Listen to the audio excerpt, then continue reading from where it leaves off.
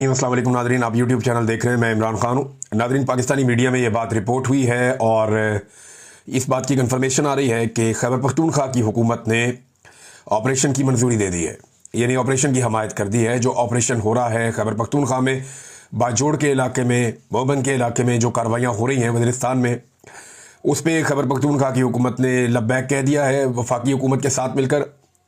हालांकि खैबर पख्तूनख्वा की हुकूमत जो है वो ये चीज़ छुपाना चाहती है, लेकिन नेशनल मीडिया पे अब ये चीज़ चल रही है और यही दावा जो है ये तलाल चौधरी साहब ने किया है, जो वज़ीर मुमलिकत हैं दाखिला के। उन्होंने कहा कि हम ऑपरेशन जो कर रहे हैं खैबर पख्तूनख्वा में, ये हुकूमत को ऑन बोर्ड लेकर कर रहे हैं।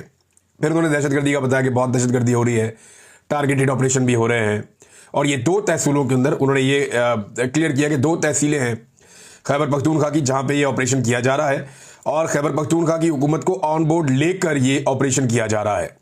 तो एक तो ये इनका दावा है, दूसरी तरफ पाकिस्तान में ये कंफर्मेशन भी आ गई है कि खैबर पख्तूनख्वा की हुकूमत ने ऑपरेशन की हमायत कर दी है कि ठीक है जी, आप ऑपरेशन करें खैबर पख्तूनख्वा के इलाकों में।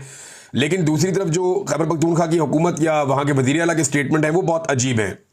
यानी कल का बयान अगर मैं आपके सामने रखूँ तो गंडापुर साहब ने यह कहा था कि ना किसी ऑपरेशन की इजाज़त दी गई है और ना ही खैबर पख्तूनख्वा में कोई ऑपरेशन हो रहा है। आज वो ये कह रहे हैं कि जी टारगेटेड कार्रवाइयाँ हो रही हैं, ये ऑपरेशन नहीं है। थोड़े दिन पहले अली अमीन गंडापुर कह रहे थे कि ये जंग है और ये जंग हम ही जीतेंगे। और अब भी एक और स्टेटमेंट आ गया, लेकिन अली अमीन गंडापुर ने कहा था कि किसी का बाप भी ऑपरेशन नहीं कर सकता, किसी का बाप भी ऑपरेशन नहीं कर सकता, ये अली अमीन गंडापुर ने कहा था। फिर नकवी एंड कंपनी ने कहा कि किसी का बाप भी हमें ऑपरेशन से नहीं रोक सकता। और अब खबर आई है कि खैबर पख्तूनख्वा की हुकूमत ने बाजोड़ ऑपरेशन की हमायत का फैसला कर लिया है। इसकी कंफर्मेशन जो है वो वज़ीर मुमलिकत बराए दाखिला तलाल चौधरी साहब ने भी दे दी है। और गंडापुर साहब जो हैं वो मुंह से तो कहते हैं कि मैं किसी ऑपरेशन का हमायती नहीं हूं, लेकिन प्रैक्टिकली वो कर्फ्यू भी लगाते हैं, वो वहां पे नकल मकानी भी करवाते हैं।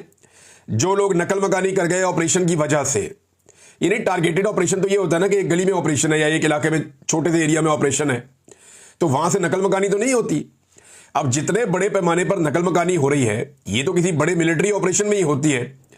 फिर वो कहते हैं कि हर खानदान को हम 50,000 रुपया भी देंगे।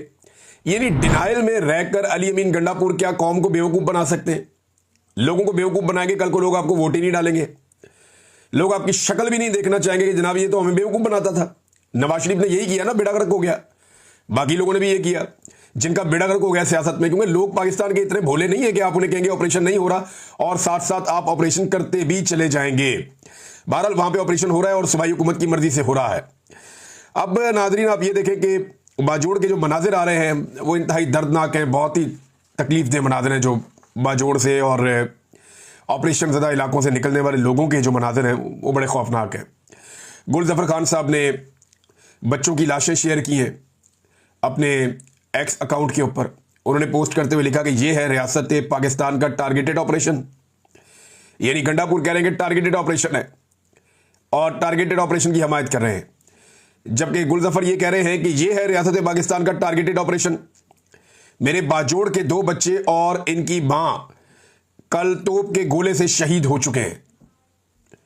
फिर यहां पे जो है वो जुबैर अली खान साहब ने एक ट्वीट शेयर की है और वो ये बताते हैं कि जो लोग बाजोड़ में शहीद हुए मार्टर गोला गिरने से, इन 3 अफराद को दफनाने के बजाय अवाम ने इनकार कर दिया और एहतजाजन लाशों को मामूद बादशियाह रवाना करके एहतजाज करने का ऐलान किया। अब ये कोलेटरल डैमेज या सिविलियन की जो शहादतें हैं वो भी हो रही हैं।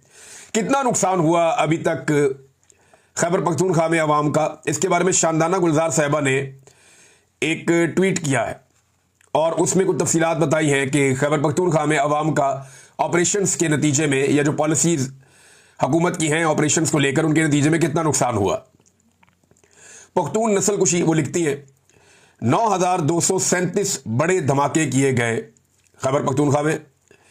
डालड़ी जंग में 76,584 पश्तून शहीद हो गए, लगभग 76,584 ये लोग शहीद हुए हैं पश्तून। लैंड माइन से 7,538 बच्चे माजूर हो गए हैं, बहुत बड़ी तादाद है। 7,500 बच्चे माजूर हैं जिनका पाँव जो है वो लैंड माइन्स के ऊपर आ गया खेलते हुए। 7,600 अफराद जबरी तौर पे लापता हैं। ये बहुत बड़ी तादाद है, ये तो बहुत बड़ा दावा है जो शांदाना गुलजार साहबा ने पोस्ट किया है। 7,600 अफराद जबरी तौर पे लापता हैं। 1734 कबायली मुशरान ज़बा किए गए। 200 धमाके नमाजियों भरी मसाजिद में किए गए हैं। यानी जो दहशतगर्दी के वाक़यात हुए इनमें 200 धमाके मसाजिद के अंदर हुए हैं। 3,70,000 घर और मसाजिद मस्मार हो गई हैं। और खैबर पख्तूनख्वा के 10 लाख एकड़ ज़मीन पर आर्मी का कब्जा हो चुका है। ये भी एक डाटा बहुत बड़ा है।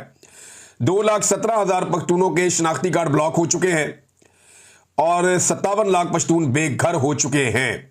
और साथ ही आखिर में वो ये बताती हैं कि 25,000 दुकानें भी ज़ाया हो चुकी हैं या मस्मार हो चुकी हैं।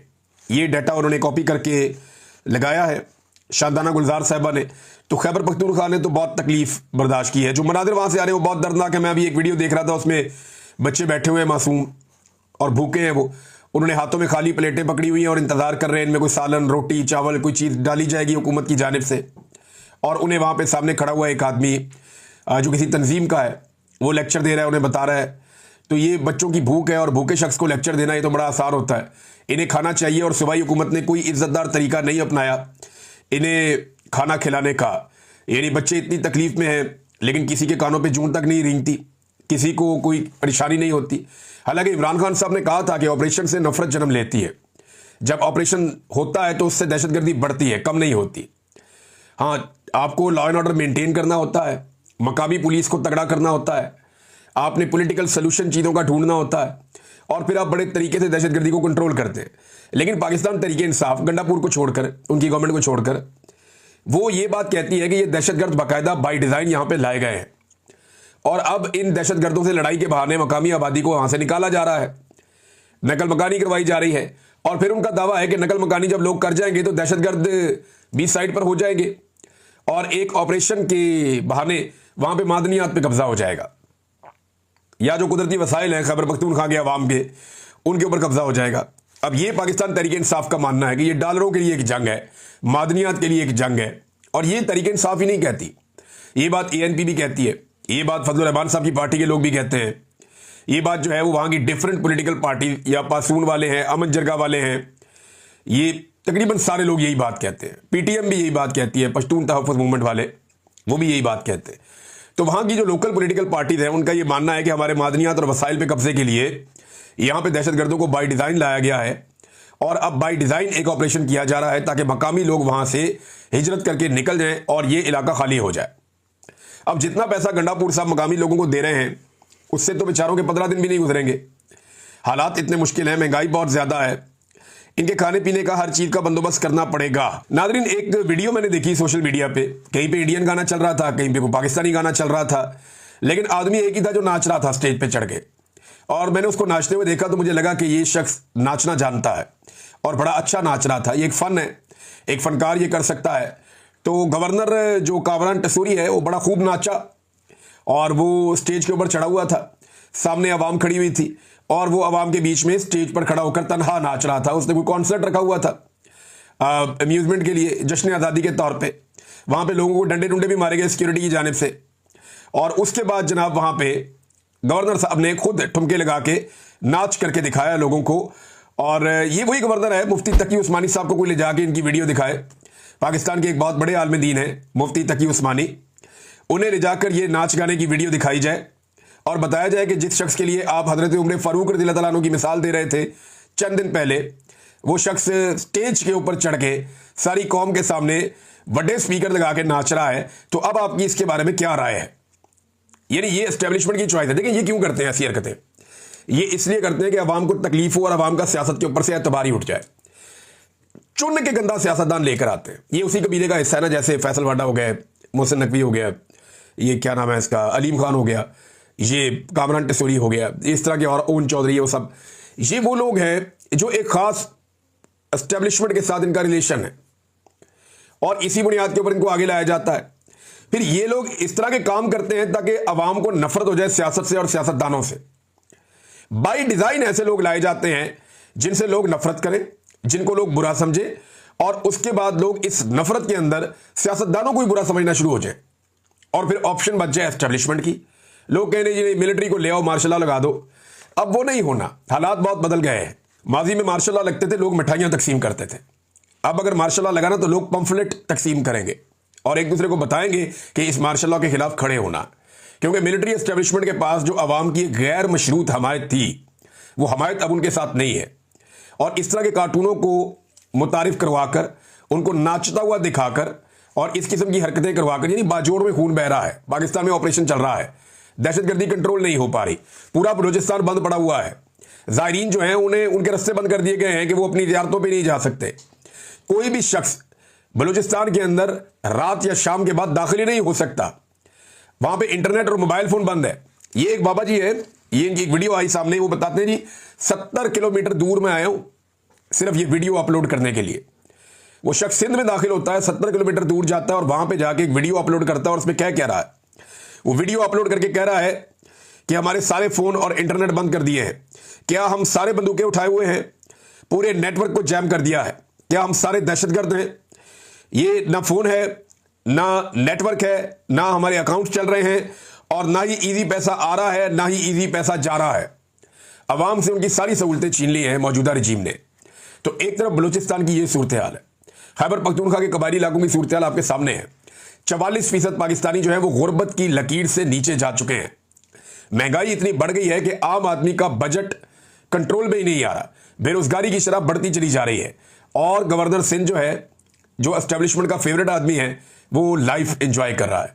कभी वो मोटरसाइकिलें लेके निकल जाता है, कभी वो स्टेज पे चढ़ के नाचना शुरू कर देता है, कभी वो खाने पकाने की वीडियोस लगा रहा होता है, कभी वो मौलवियों को बैठा के अपनी तारीफें करवा लेता है। तो ये मुफ्ती तकी उस्मानी साहब को तो मेहरबानी करके कोई ये वीडियो दिखाए, और जब उन्हें वीडियो दिखाए तो उनकी वीडियो बनाए भी और उनसे पूछे कि जनाब आपने इसकी हजरत उमर फारूक रज़ियल्लाहु ताला अन्हु वाली मिसाल दी थी, तो क्या आपको अभी भी लगता है कि स्टेज पे चढ़ के नाचने वाला ये शख्स जो है, और उस वक्त जब कौम इतनी मुश्किल में है, यानी आपने सेलिब्रेशन करनी है तो उसका भी एक तरीका होता है ना, आप सेलिब्रेट करें, आप पाकिस्तान जिंदाबाद बोले, आप पुरवकार तरीके से चीजें कर सकते हैं। लेकिन क्या आज पाकिस्तान वैसा है जिस तरह की आप सेलिब्रेशन कर रहे हैं? रैली निकालें, आप जाएं लोगों के साथ, आप पाकिस्तान जिंदाबाद का नारा लगाएं, आप इस अज़म का इजहार करें कि हम पाकिस्तान को पहले से बेहतर बनाएंगे, हम पाकिस्तान के अंदर से दहशतगर्दी खत्म करेंगे, हम पाकिस्तान की मईशत को बेहतर करेंगे। अव्वल तो आपको यह हक ही नहीं पहुंचता, आप सारे फॉर्म 47 वाले हैं, जाली लोग, अवाम ने आपको मुस्तरद किया हुआ है, तो आपको तो यह हक ही नहीं पहुंचता कि आप पाकिस्तान का कोई फैसला करें या पाकिस्तान के ऊपर अपना कोई फैसला आप मुसल्लत करें। अब इधर मरियम नवाज साहब ने भी लिबर्टी में कॉन्सर्ट का ऐलान कर दिया है। यानी ये जलसा जुलसा तो अब कर नहीं सकते, 4 दीवारी के अंदर इनके जलसे होते हैं, पब्लिक में जाने के ये काबिल रहे नहीं। तो अब लोगों को इकट्ठा करने के लिए लिबर्टी चौक में एक कॉन्सर्ट का ऐलान किया गया है और कहा गया जी इसके अंदर मरियम नवाज भी आएंगी। अब बंदोबस्त पता किस चीज का किया जा रहा है? मेरी 1-2 सोर्सों से बात हुई है, वो सोर्स ये कहते हैं लाहौर के बेचारे इंतजामी ड्यूटीज के ऊपर हैं, वो बेचारे कहते हैं जी अब समझ ये नहीं आ रही कि अगर वहां पे लोगों ने इमरान खान के नारे लगा दिए या लोगों ने वीडियोस बना ली और मरियम नवाज की तकरीर के दौरान कुछ ऐसी चीजें रिकॉर्ड हो गई, क्योंकि वहां पे बहुत सारे हमारे सोशल मीडिया के जो सिटीजन जर्नलिज्म करते हैं बहुत सारे दोस्त मौजूद हैं और वो लाजमी बात है कि इसकी वीडियोस बनाएंगे और ये सब चीजें करेंगे। तो यहां पे जो है वो इस बात का बंदोबस्त किया जा रहा है कि अगर इमरान खान के नारे लग गए या पीटीआई के झंडे नजर आ गए या लोगों ने मरियम नवाज की मौजूदगी में उसके खिलाफ इंटरव्यूज दे दिए तो बड़ी मुसीबत बन जाएगी। तो अब जो है वो इसको मैनेज करने की कोशिश की जा रही है। मैनेज ना हुआ तो मरियम नवाज कोई नहीं आती कॉन्सर्ट में, और अगर मैनेज हो गया और आखिरी टाइम पे उन्हें कॉल आ गई कि जी आवाम भी इकट्ठी हो गई है, कॉन्सर्ट भी कामयाब हो गया है, आ जाओ, तो फिर मरियम नवाज साहब चली जाएंगी। और नादरीन शौक इनके ऐसे हैं कि अब कुत्ते और घोड़े खरीदे जा रहे हैं आवाम को कंट्रोल करने के लिए। बाकायदा एक खबर आई हुई है कि ये कुत्ते भी खरीदेंगे और घोड़े भी खरीदेंगे और सिर्फ इसलिए खरीदे जाएंगे कि आवाम के ऊपर कंट्रोल हासिल करना है, यानी आवाम को काबू करने के लिए। ये बेल्जियन मेलनीज नाम के कुत्ते होते हैं, ये 50 लाख के कुत्ते लेने जा रहे हैं, 8 इन्होंने कुत्ते के बच्चे लेने हैं और फिर घोड़ों के बच्चे भी इन्होंने लेने को 50 लाख रुपए के, और ये लेने के बाद ये इनको ट्रेन करवाएंगे माहिरीन से, और फिर जब लोग एहतजाज करने आएंगे तो उनके ऊपर इनको इस्तेमाल किया जाएगा। और नए को वाटर कैनन भी ले रहे हैं, कोई दूसरी गाड़ियां भी नहीं ले रहे हैं। तो ये अब आवाम के सर के ऊपर इन्होंने ये फैसला कर दिया कि लंबे अरसे तक मुसल्लत रहना है, तो आवाम को कुचल के ही रह सकते हैं। तो ये कुचलने का बंदोबस्त कर रहे हैं। लेकिन याद रखिएगा जिस दिन सारी आवाम निकल आई ना, जिस दिन पाकिस्तानियों ने फैसला कर लिया कि हमने सबने बाहर आना है, उस दिन आप फारग हो जाएंगे। फिर आप जितने मर्जी आप 1000 कुत्ते ले आए, आप 1000 घोड़े ले आए, आप 10,000 जो हैं वो ये वाटर कैनन ले आए, आप जो मर्जी करते रहें, जिस दिन अवाम निकल आए उस दिन आपकी ये सारी चीज़ें फारिग हो जाएगी, किसी चीज़ की कोई औकात नहीं रहेगी। सर्वे जो है वो ये बता रहे हैं कि अवाम किस तरफ खड़ी है। ये जो नया सर्वे आया है बड़ा इंटरेस्टिंग है, और रिपब्लिक पॉलिसी सर्वे ये बताता है जनाब के लोगों से सवाल किया गया कि धांधली के बारे में आप क्या कहते हैं। ये सर्वे लाहौर में हुआ, जिसको पीएमएलएन अपना गढ़ करार देती थी, अब तो नहीं है, अब तो पीटीआई का मजबूत किला बन गया है, वो उनका गढ़ बन गया है। और ये देखें, कभी ये पीपल्स पार्टी यहाँ बहुत ताकतवर हुआ करती थी, फिर पीएमएलएन थी, आज पीटीआई है, कल कोई और होगा, लेकिन पीएमएलएन ने अपने पांव पे कुल्हाड़ा खुद मारा। ये जनाब लोगों से राय मांगी गई कि आप ये बताएं कि रिगिंग हुई है या नहीं हुई, धांधली के हवाले से आपकी राय क्या है। तो 87%, 87% शहरियों ने ये राय दी है सर्वे के मुताबिक कि हाँ जी बिल्कुल धांधली हुई है, और 5% शहरी सिर्फ ऐसे हैं जिन्होंने कहा नहीं जी धांधली नहीं हुई। यानी सिर्फ 5% लोग ऐसे हैं जो समझते हैं कि मरीम नवाज इलेक्शन जीती, शहबाज शरीफ इलेक्शन जीता, नवाज शरीफ और रमजान नवाज इलेक्शन जीते हैं। सिर्फ 5% लोग, या याद सादिक इलेक्शन जीता, 5% लोग सिर्फ ये मानते हैं कि ये इलेक्शन ये लोग जीते हैं और धांधली नहीं हुई। 87% लोग ये मानते हैं कि धांधली हुई है और ये लोग इलेक्शन नहीं जीते हैं। जबकि 8% लोग ऐसे हैं जो कहते हैं कि हमें इसके बारे में कोई इल्म नहीं है, हम इसके बारे में कुछ नहीं जानते। तो नाज़रीन ये है टोटल सूरत हाल, सर्वे मैंने आपके सामने रख दिया। अब आपको मैं सिर्फ एक इमरान खान साहब के ट्वीट का एक हिस्सा पढ़ के सुना देता हूं, और ये मैं आपको इसलिए सुना रहा हूं कि बहुत सारे लोग बहुत सारी बातें कर रहे हैं कि पता नहीं एहतजाज हो रहा है या लोगों ने निकलना किस लिए है या जश्न हो रहा है, एक्चुअली क्या हो रहा है। ये मैं आपको एक ट्वीट पढ़ के सुना देता हूँ, ये आप सुन लीजिए। इमरान खान साहब के ट्वीट का एक पैराग्राफ था, जो आखिरी ट्वीट उन्होंने किया, जिसमें उन्होंने तारीफ की सारे पाकिस्तान की निकलने पर 5 अगस्त को। उन्होंने कहा कि हमारी तहरीक का अगला अहम दिन 14 अगस्त है। यह वो दिन है जब हमारे आबाओ अजदाद ने कुर्बानियां देकर अंग्रेजों से तो आजादी हासिल कर ली थी, लेकिन कौम आज तक हकीकी आजादी से महरूम है। इस मुल्क में जब तक आइन और कानून की बहाली नहीं होगी, आजादी नहीं मिलेगी। 14 अगस्त को वतन अजीज में जारी फस्तायत के खिलाफ पूरी कौम एक मरतबा फिर भरपूर अंदाज में निकले। ये नाज़रीन इमरान खान साहब का पैगाम है पाकिस्तानी कौम को। दूसरा नाज़रीन, मैंने पहले आपसे अर्ज किया था, मैं जगह आपको बता देता हूं, एग्जैक्ट हम लोकेशन भी शेयर करेंगे, और इंशाल्लाह पाकिस्तानी बहुत बड़ी तादाद में आते हैं, वो पाकिस्तान की आज़ादी को सेलिब्रेट करते हैं, पाकिस्तान के झंडे लेकर आते हैं। 14 अगस्त हमारे लिए एक बड़ा ही तारीखी दिन है, और मैं अपने बहुत सारे साथियों के साथ, बहुत सारे दोस्त हैं, साबिर शाकिर साहब भी हैं और भी दोस्त हैं, हम सब विंसलो पे जाएंगे वहाँ पे, क्योंकि साबिर शाकिर साहब गुज़िश्ता 2-3 साल से उन्होंने बड़ा मुश्किल टाइम यहाँ पे देखा, बाकी साफियों ने भी देखा। तो मैंने उनसे कहा कि निकलो, आज़ादी का दिन है, हम सब चलते हैं, चल के जो है वो पाकिस्तान का परचम उठाते हैं, पाकिस्तान जिंदाबाद का नारा लगाते हैं, इस अज़म के साथ कि हमारा पाकिस्तान पहले से बेहतर होगा। तो विंसलो का इलाका है, और ये 8 बजे के बाद हम लोग सब इकट्ठे होंगे। लोकेशन क्या होगी ये भी हम शेयर कर देंगे, लेकिन ये रात 8 बजे के बाद हम लोग सारे वहाँ पे होंगे, और ये एरिया है विंसलो का, और 14 अगस्त की रात इंशाल्लाह मैनचेस्टर में। तो आप सब लोग जो यहाँ आसपास मौजूद हैं, आप सबसे दरख्वास्त है कि आप लोग आइए और पाकिस्तान की आज़ादी